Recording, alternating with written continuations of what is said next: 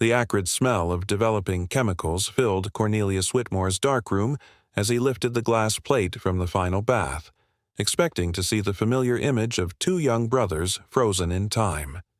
Instead, his weathered hands trembled as he held the negative up to the red, filtered light. Where 14-year-old Thomas Ashford should have stood beside his younger brother William, there remained only an empty space and the faintest suggestion of a shadow that seemed to mock the very laws of nature. "Impossible," Cornelius whispered, his voice barely audible above the gentle bubbling of the chemical baths. He had been photographing the families of Camden Falls for nearly 2 decades, and never had he witnessed such a phenomenon. The dry plate process was reliable, scientific, predictable. Yet here was evidence that challenged everything he understood about his craft. 3 days earlier, on that crisp October morning, both boys had arrived at his studio precisely at 10 o'clock, their mother having scheduled the appointment weeks in advance.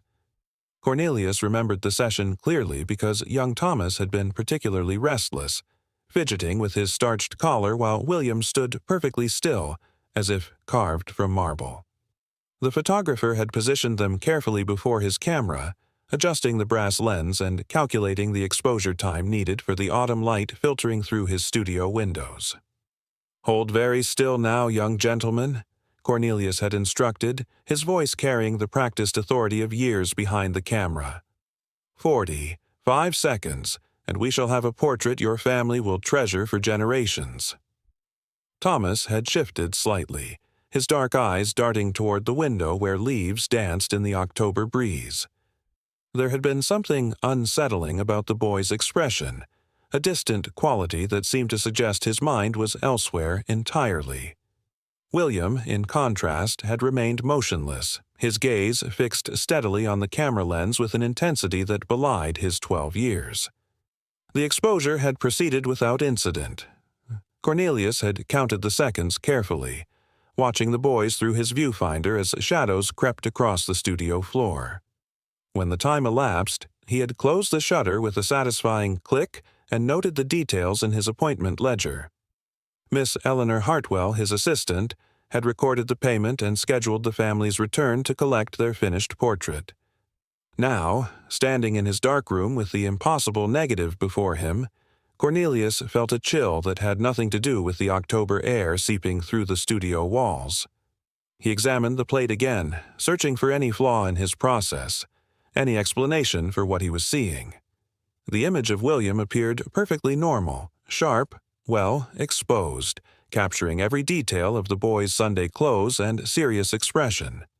But where Thomas should have stood, there was nothing except the wooden floor and the painted backdrop behind him. The shadow, however, was what truly unsettled the photographer. It fell at precisely the angle where Thomas's body should have cast it, suggesting that something had indeed stood in that spot during the exposure, yet whatever had cast that shadow had somehow failed to impress itself upon the photographic emulsion.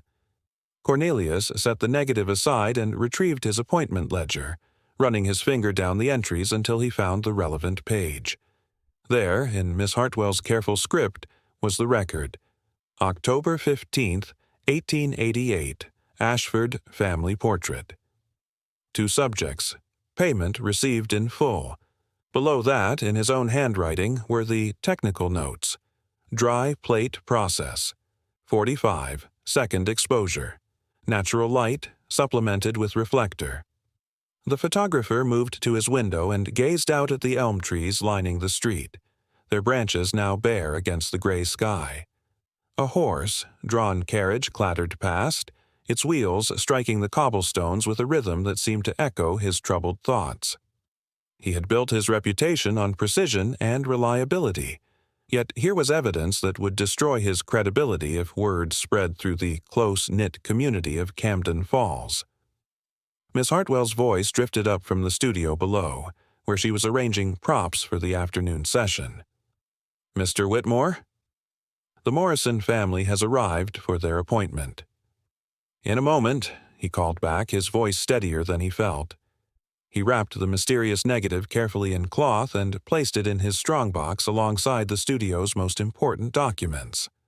Whatever had occurred during the Ashford session, he needed time to understand it before revealing the results to the family. As he prepared to descend to the studio, Cornelius paused at his chemical baths, studying his reflection in the dark surface of the developer. The face that looked back at him seemed older than his 53 years, marked by the weight of witnessing something that defied rational explanation. He had always prided himself on being a man of science, someone who understood the precise relationship between light, time, and chemistry that made photography possible. Yet, as he climbed down the narrow stairs to rejoin Miss Hartwell, one thought continued to haunt him. He had seen both boys clearly through his viewfinder during the exposure. They had stood side by side, breathing, blinking, existing in the same space at the same moment. The studio's appointment ledger confirmed their presence, as did the payment received for a double portrait. The morning light streaming through the studio windows seemed different now, as if it carried shadows that hadn't been there before. Cornelius straightened his vest and prepared to greet the Morrison family, but his mind remained fixed on the impossible image upstairs. Local physicians would later examine young Thomas Ashford and pronounce him in perfect health, casting normal shadows in daylight like any other child. Yet the photographic evidence suggested a different truth entirely. The camera, it seems, refused to see him at all. The chemical fumes still hung thick in the air when Ezra Whitmore first noticed something was terribly wrong. His hands trembled as he held the developed photograph up to the gaslight, squinting through his wire-rimmed spectacles at what should have been impossible. The autumn of 1888 had already brought enough changes to his world. George Eastman's revolutionary dry plates had transformed photography from an art of patience into something approaching magic. Yet nothing in Whitmore's 30 years behind the camera had prepared him for this moment. Camden Falls stretched below his second-floor studio window, a mill town of 8,000 souls where electric streetlights now blazed along Main Street and the telegraph office connected their small corner of Massachusetts to the bustling world of Boston. The Whitmore studio occupied the entire upper floor of the Merchants Building, its north-facing skylight capturing the perfect light that had made Ezra's reputation throughout the Connecticut River Valley. His German lenses, imported at considerable expense, had never failed to capture reality with crystalline precision. "This cannot be," Whitmore whispered, his voice barely audible above the distant clatter of the textile mills.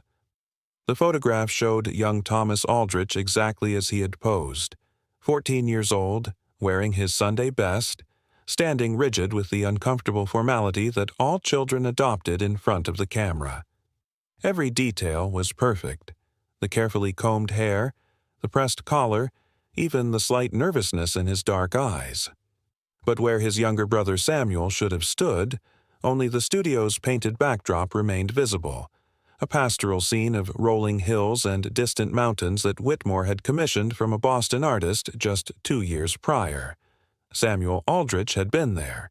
Whitmore's memory was as sharp as his lenses, and he could still see the 12-year-old boy fidgeting beside his brother, counting the seconds until the exposure was complete.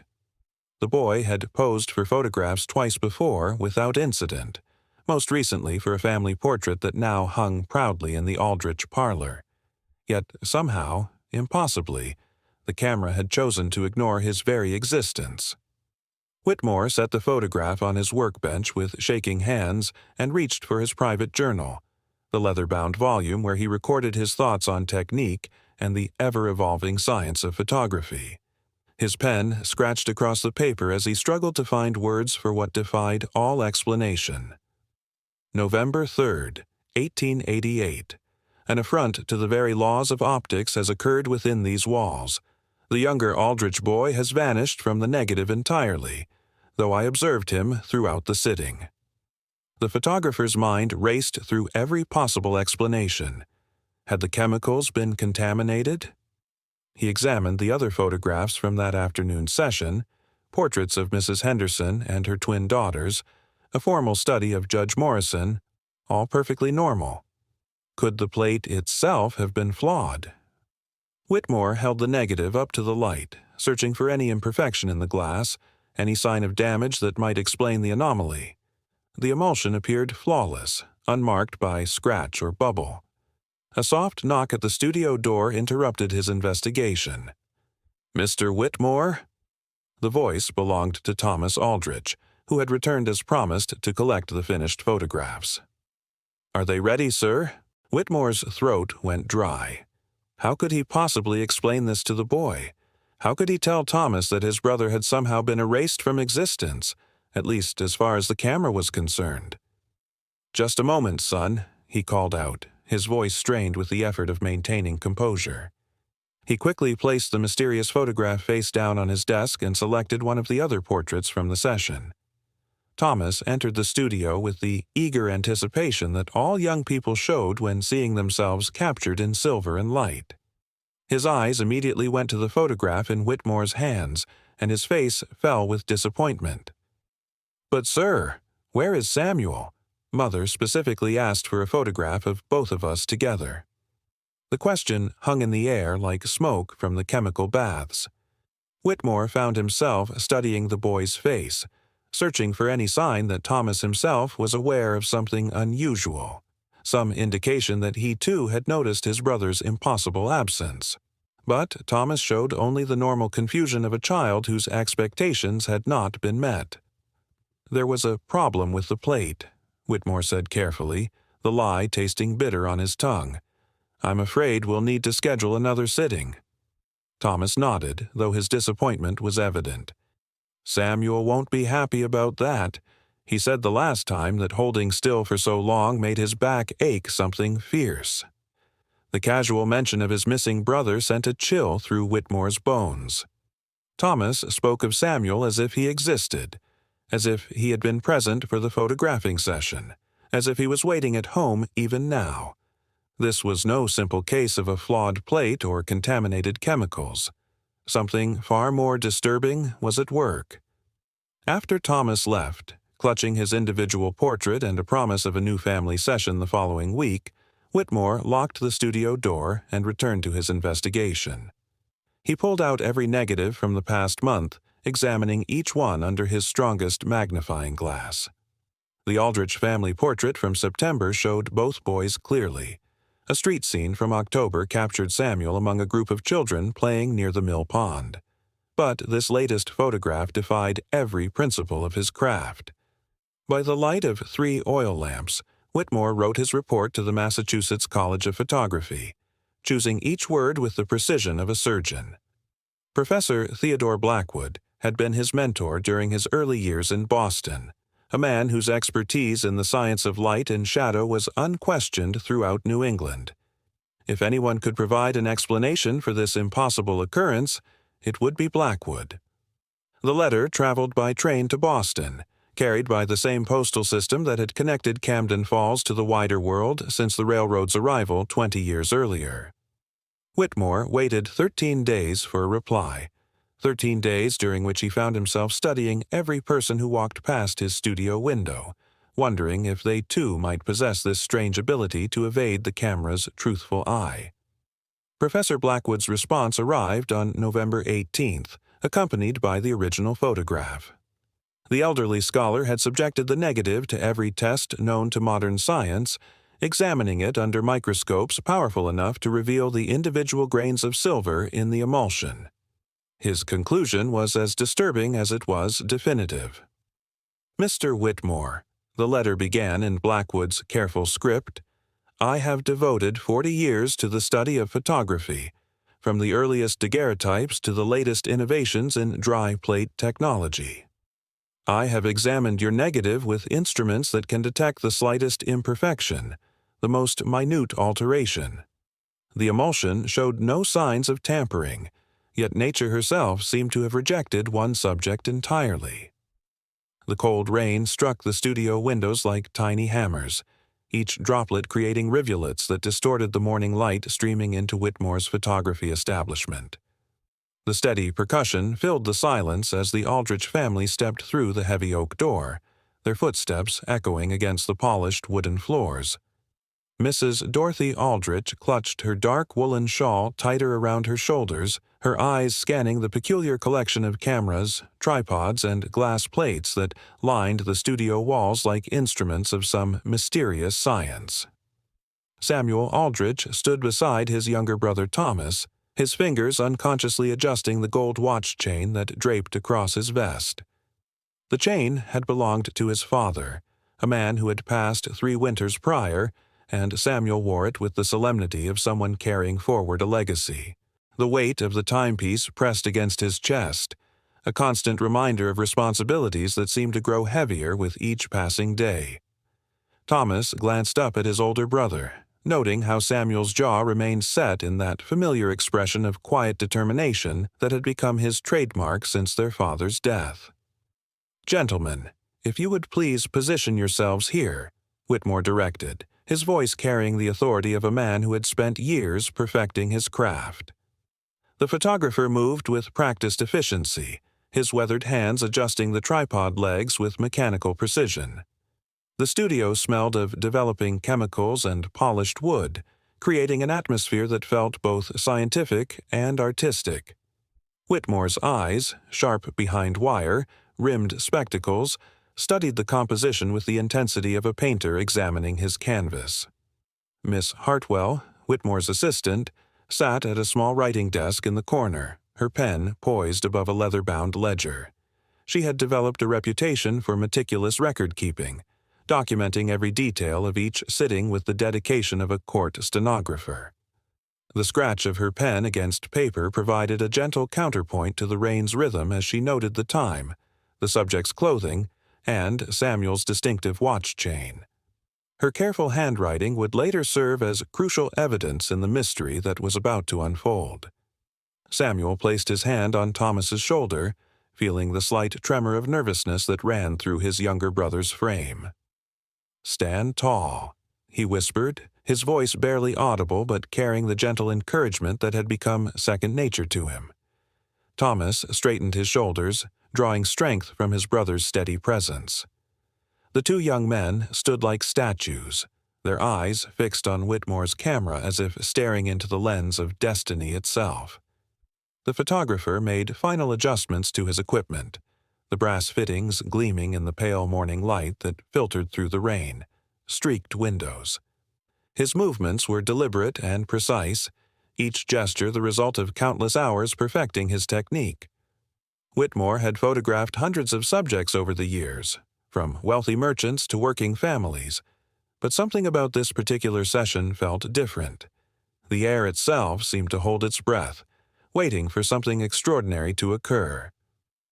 "Remain perfectly still, gentlemen," Whitmore instructed, his hand hovering over the lens cap. "The exposure will take approximately 1 minute. Do not move even the slightest amount, or the image will be blurred beyond recognition." He glanced at his pocket watch, noting the exact time with the precision of a scientist conducting a crucial experiment. The studio fell into complete silence except for the rain's persistent drumming and the soft ticking of Samuel's inherited timepiece. At precisely 11:47 a.m., Whitmore uncapped the lens with a fluid motion that spoke of years of practice.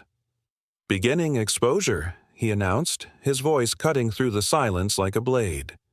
He began counting the seconds aloud, his voice steady and rhythmic, creating a hypnotic cadence that seemed to slow time itself. 1, 2, 3. The counting continued, each number hanging in the air like a prayer or an incantation. Thomas felt his breathing become shallow as he concentrated on remaining motionless. He could hear Samuel's breathing beside him, steady and calm, just as it had been during their father's final illness when Samuel had sat by the bedside night after night, never wavering in his vigil. That same unshakable composure seemed to radiate from Samuel now, creating an aura of strength that Thomas found both comforting and slightly unnerving. The seconds stretched into what felt like hours. Mrs. Aldrich watched her sons with a mixture of pride and anxiety, her hands clasped tightly in front of her as she witnessed what she believed would be a simple family portrait. The rain continued its relentless assault on the windows, creating an almost otherworldly atmosphere that made the entire scene feel suspended between reality and dream. 50, 8, 50, 9, 60, Whitmore concluded, replacing the lens cap with the same precise motion he had used to remove it. "Excellent, gentlemen. You may relax now." He carefully removed the glass plate from the camera, handling it with the reverence of someone carrying a sacred artifact. The plate disappeared into his darkroom, leaving the family to wait in anticipation for their portrait to emerge from the mysterious chemical processes that would reveal their captured images. The development process took nearly an hour, during which the Aldrich family waited in the studio's sitting area, making polite conversation while the rain continued its steady assault outside. When Whitmore finally emerged from his darkroom, his face bore an expression that immediately set alarm bells ringing in Mrs. Aldrich's mind. The photographer's usual confident demeanor had been replaced by something that looked disturbingly like confusion mixed with disbelief. "I'm afraid there seems to be some sort of technical difficulty," Whitmore said slowly, his voice carrying an uncertainty that was completely foreign to his usual professional manner. He held the developed plate up to the gaslight, his brow furrowed in concentration as he examined the image. Thomas appeared with perfect clarity, every detail of his clothing and expression captured with remarkable fidelity. But where Samuel should have stood, there was nothing but empty space, as if he had never been there at all. The photographer's hands trembled slightly as he studied the impossible image. His years of experience had taught him to recognize every possible flaw in the photographic process, from camera shake to chemical errors, but this defied every logical explanation. Samuel's absence wasn't the result of movement or technical failure. It was as if the light itself had simply passed through him without leaving any trace on the sensitive glass plate. "This cannot be possible," Whitmore muttered, his scientific mind struggling to process what his eyes were seeing. He immediately began testing his equipment with desperate efficiency, exposing fresh plates of furniture, flowers, and several willing neighbors who happened to be passing by the studio. Each test produced perfect results, every subject appearing with crystal clarity on the developed plates. The camera was functioning flawlessly, which only deepened the mystery of Samuel's inexplicable absence from the original photograph. When Mrs. Dorothy Aldrich was finally shown the impossible image, the color drained from her face like water from a broken vessel. The photograph showed Thomas standing alone, his hand resting on empty air where his brother's shoulder should have been. The sight was so shocking, so fundamentally wrong, that her mind simply refused to accept what her eyes were seeing. The world seemed to tilt on its axis as she stared at the evidence that contradicted everything she knew to be true. The fainting spell came suddenly and completely. Mrs. Aldrich crumpled to the studio floor like a marionette whose strings had been cut, her body unable to bear the weight of what she had witnessed. Whitmore rushed to fetch smelling salts while Thomas knelt beside his mother, his own face pale with shock and growing fear. The studio that had seemed so ordinary just hours before now felt charged with an energy that defied explanation, as if the very walls had witnessed something that shouldn't exist in the natural world. When Mrs. Aldrich finally regained consciousness, her first words would become part of local legend. Speaking to the reporter from the Camden Falls Gazette who arrived within hours of the incident, she clutched the impossible photograph in her trembling hands and declared with absolute conviction, "My boy was there. I watched him stand still as stone for near a minute." The carriage wheels crunched against the frost, covered cobblestones as Dr. Ephraim Caldwell stepped onto the platform at Camden Falls Station. November's bitter wind whipped through his dark coat as he clutched his leather satchel closer to his chest, the precious optical instruments inside clinking softly with each hurried step. The telegram from Professor Blackwood had been urgent, almost frantic in its tone, speaking of photographic impossibilities that defied every scientific principle Caldwell had spent 20 years mastering at the Boston Institute of Photographic Sciences. The Whitmore estate loomed before him like a Gothic monument against the gray afternoon sky. Bare oak branches scratched at the windows of the upper floors. their skeletal fingers seeming to claw at the glass as if trying to escape some unseen torment within. Caldwell's breath formed small clouds in the frigid air as he approached the front door, his mind racing with possibilities and scientific explanations for what awaited him inside. "Dr. Caldwell, thank Providence you've come." Professor Blackwood greeted him at the entrance, his usually composed demeanor replaced by visible agitation. Dark circles shadowed his eyes, and his normally pristine beard appeared disheveled, as if he had been running his fingers through it repeatedly. The negative. It defies everything we understand about the photographic process. They descended into the makeshift laboratory that Blackwood had established in the estate's basement. Gas lamps flickered against the stone walls, casting dancing shadows that seemed to mock the very nature of their investigation. The photographic plates lay arranged on a mahogany table like evidence in a criminal trial, each one telling the same impossible story. Caldwell set down his satchel with deliberate care and withdrew his most sensitive optical instruments. The magnifying apparatus gleamed under the lamplight as he positioned it over the contested negative. Through the lens, the truth became even more disturbing than Blackwood's fevered descriptions had suggested. Where young Thomas stood in the photograph, the silver deposits were perfectly normal, dense and uniform as expected from proper exposure to light. But where Samuel should have appeared, there was nothing, a complete absence of metallic deposits that should have been impossible if a physical body had blocked the light. "Extraordinary," Caldwell whispered, his scientific mind struggling to process what his eyes confirmed. "The silver halides show no interaction whatsoever in this region, yet—" He adjusted the focus, leaning closer until his nose nearly touched the glass plate. "There is something here." A faint impression, like a shadow, burned into the backdrop itself. Professor Blackwood nodded grimly, producing a second negative from his collection. "I've taken 17 additional photographs of the boy since the initial incident. Every single plate shows the same result, what I've begun calling a spectral outline." The shadow on the backdrop was barely visible to the naked eye, but under Caldwell's magnification, it revealed itself as a haunting silhouette. The outline captured every detail of Samuel's form, the curve of his shoulders, the tilt of his head, even the fold of his jacket, yet it existed not as a photographic image but as some inexplicable impression upon the very fabric of the backdrop material. "I've analyzed the chemical composition along the shadow's edge," Blackwood continued, his voice dropping to an almost conspiratorial whisper.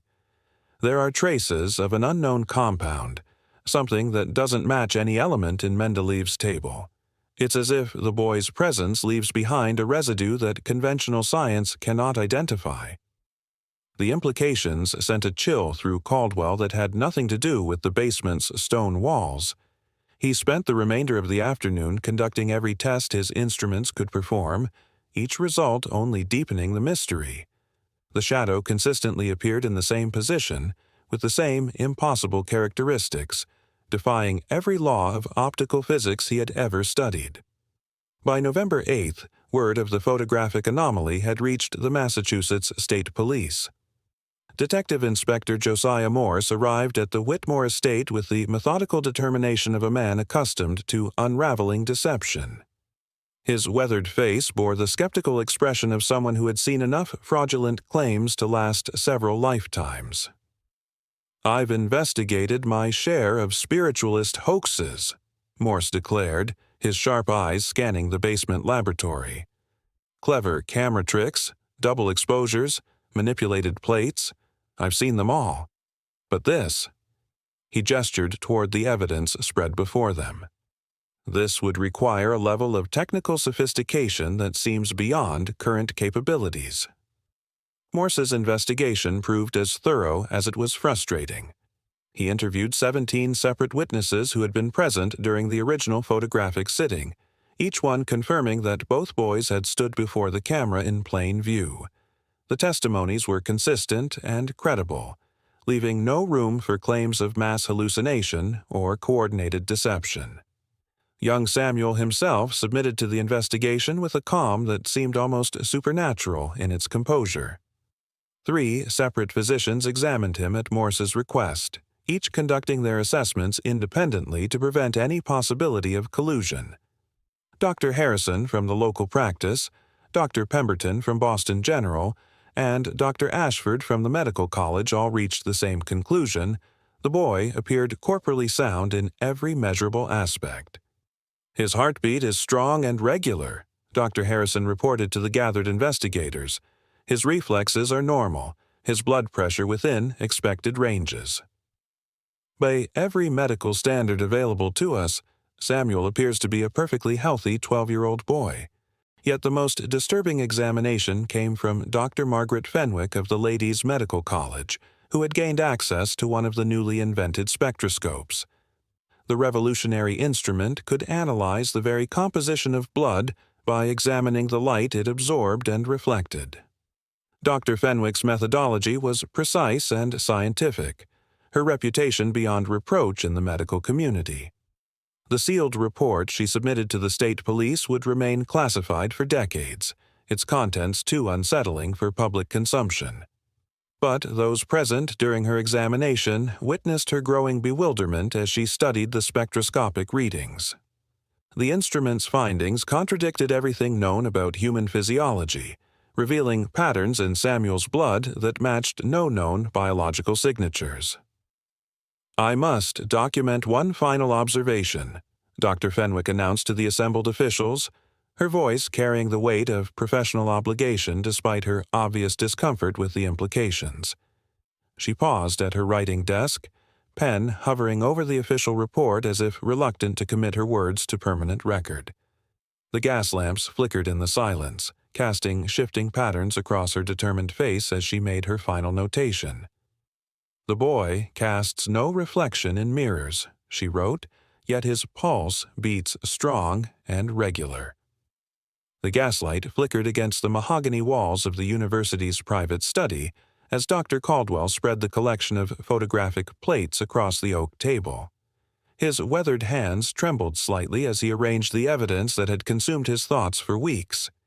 Each plate told the same impossible story: crowds of people with one conspicuous absence, a void where young Samuel Aldrich should have stood.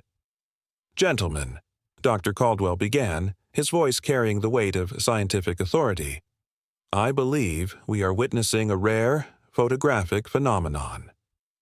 He adjusted his wire-rimmed spectacles, the lenses catching the amber light. "The human nervous system, under extreme duress, can generate electromagnetic fields of unusual intensity. Perhaps Samuel's condition creates interference that prevents the silver salts from reacting properly." Detective Morse leaned forward in his leather chair, his sharp eyes studying the plates with practiced skepticism. The man had spent 20 years solving mysteries that others deemed impossible, and his instincts told him there was always a rational explanation. "An intriguing theory, Doctor. But what of the daguerreotype records you mentioned?" Dr. Caldwell's face brightened as he pulled out a worn leather journal.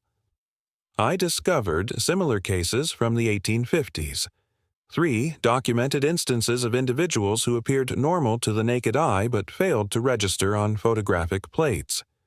Each case involved subjects who had experienced severe trauma or illness." His fingers traced the faded ink of century-old records. "The electromagnetic theory explains these historical anomalies perfectly." Yet even as he spoke, doubt crept into his voice. The theory felt incomplete, like a puzzle missing crucial pieces. Professor Blackwood, who had remained silent until now, cleared his throat meaningfully. His presence filled the room with an aura of deeper knowledge, as if he possessed secrets that science had yet to discover. "Your electromagnetic hypothesis is compelling, Caldwell," Blackwood said slowly, his deep voice resonating through the study. "However, it fails to address Samuel's complete absence from mirrors. Electromagnetic interference affects photographic chemicals, not reflected light." He paused, allowing the weight of his words to settle. "We must consider possibilities beyond conventional science." Detective Morse straightened in his chair, his jaw set with determination. He had built his reputation on exposing elaborate deceptions, and this case bore all the hallmarks of an ingenious fraud. Before we venture into the realm of the impossible, gentlemen, we must exhaust all logical explanations. His voice carried the authority of a man who had seen too much human deception to believe in miracles. I propose this is an elaborate hoax, doctored plates, bribed witnesses, carefully orchestrated performances. The detective stood and began pacing the length of the study, his boots clicking against the polished floor.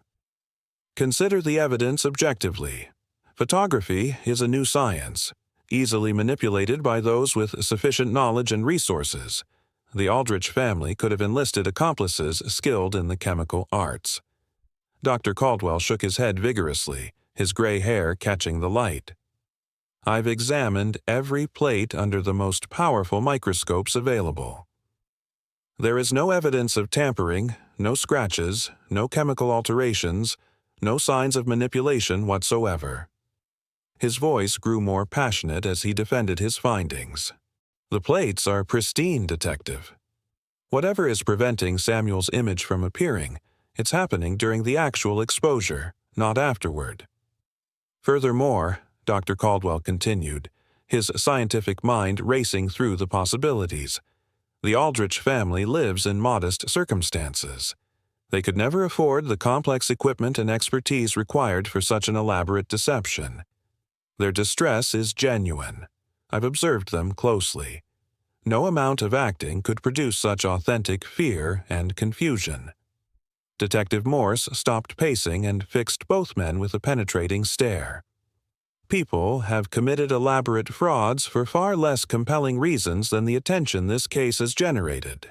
Fame, scientific recognition, monetary gain from curious visitors, the motivations are numerous.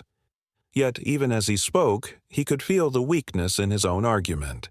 His investigation had uncovered no evidence of deception, no inconsistencies in the witnesses' accounts, no financial irregularities that might suggest conspiracy. The room fell silent as each man grappled with the limitations of his theory.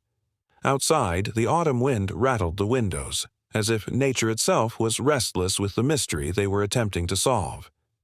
Professor Blackwood rose from his chair and moved to the fireplace, his tall frame casting long shadows across the study. "Gentlemen," he said quietly, his voice barely above a whisper, "perhaps we are approaching this mystery with minds too firmly rooted in conventional understanding." He turned to face them, his eyes reflecting a depth of knowledge that seemed almost otherworldly. "I have been corresponding with colleagues at Harvard Medical School, sharing our findings and seeking their insights." He moved to his desk and retrieved a stack of letters, their official seals gleaming in the firelight. Dr. Whitman has encountered similar phenomena in his research on temporal anomalies. He theorizes that certain individuals may exist in a state of temporal displacement, physically present in our reality, but photographically absent from their proper chronological moment. The words hung in the air like incense, heavy with implications that challenged everything they understood about the nature of existence. Dr. Caldwell felt his scientific certainty wavering as he considered possibilities that his rational mind wanted to reject. Detective Morse found his skepticism battling against the mounting evidence that defied conventional explanation. "This temporal displacement theory," Professor Blackwood continued, his voice gaining strength, "would account for the spectral shadow we observe around Samuel. It explains the chemical anomalies Dr. Fenwick discovered in his blood analysis, compounds that shouldn't exist in a normal human being." He paused, allowing the weight of his words to penetrate their consciousness. "Yet, it raises questions that torment me day and night. Why does the boy continue to age normally? How does he maintain a healthy appetite if he exists outside his proper temporal framework?" The fire crackled and sparked, casting dancing shadows that seemed to mirror the uncertainty plaguing their investigation. Each theory felt both compelling and incomplete, like viewing a masterpiece through frosted glass. The outline was visible, but the crucial details remained maddeningly obscured. Dr. Caldwell removed his spectacles and rubbed his tired eyes. Weeks of sleepless nights spent analyzing photographic plates and electromagnetic readings had taken their toll. "Perhaps," he said slowly, "we are dealing with a phenomenon that exists at the intersection of multiple theories. Science often reveals truths that initially seem contradictory." Detective Morse nodded reluctantly, his investigative instincts finally acknowledging what his rational mind had been reluctant to accept. "I've spent my career proving that impossible crimes have logical explanations. But this case—" He trailed off, his voice heavy with the weight of uncertainty. Professor Blackwood returned to his desk and picked up his pen, dipping it in the inkwell with deliberate precision.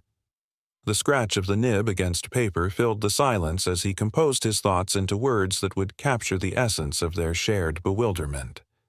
The letter to his colleague at Harvard would carry not just facts and theories, but the profound sense of standing at the threshold of a mystery that challenged the very foundations of their understanding. As he wrote the final words, his hand steady despite the magnitude of what he was recording, Professor Blackwood spoke aloud the conclusion that had crystallized in his mind through hours of careful deliberation. "We are confronted," Blackwood wrote, "with a living contradiction to the established order of nature itself. Disclaimer: the story you just watched is fictional. It explores themes of mystery, the supernatural, and the eerie gaps between memory and evidence. Its purpose is to provoke curiosity, spark reflection on the unknown, and inspire fascination with the chilling possibilities hidden in history."